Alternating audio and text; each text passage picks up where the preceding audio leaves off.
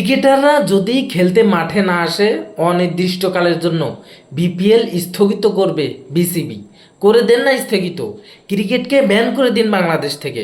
এই লক্ষ লক্ষ কোটি কোটি টাকা দিয়ে ক্রিকেটার না বসে এই লক্ষ লক্ষ কোটি কোটি টাকা দিয়ে অস্ত্র কিনুন, বিভিন্ন সামরিক শক্তি বৃদ্ধি করার জিনিসপাতি কিনুন, বোমা কিনুন, মিসাইল কিনুন।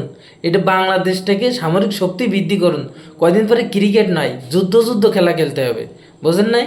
এই ক্রিকেটকে ব্যান করে দিন। এতদিন লক্ষ লক্ষ টাকা খরচ করে তারা নিয়ে কি লুমাটা ছিঁড়েছে, কি লুমাটা নিয়েছে, একটা কাপও তো জিততে পারে নাই, উল্টো দেশের মান সম্মান ডুবিয়ে এসেছে। এদিকে কোরআনের হাফেজরা কোরআন প্রতিযোগিতায় শত শত দেশকে পিছনে ফেলে হারিয়ে বাংলাদেশের মুখ উজ্জ্বল করে যে জয়লাভ করে তারা আসতেছে, দেশে ফিরতেছে। অথচ তাদের কোনো ফ্যাসিলিটি নেই, তাদের কোনো সুযোগ সুবিধা নেই, তাদের দিকে কেউ তাকাচ্ছে না। আর এরা ক্রিকেটাররা আমাদের দেশের মুখ আরও উজ্জ্বল করা দূরে থাক, তারা দেশের নাম ডুবিয়ে আসতেছে। তাদের কি পুষে কী লাভ? আপনারা কি বলেন? অবশ্যই আপনার মূল্যবান মতামত কমেন্ট সেকশনে জানিয়ে যাবেন। ক্রিকেটকে ব্যান করে দেওয়া উচিত।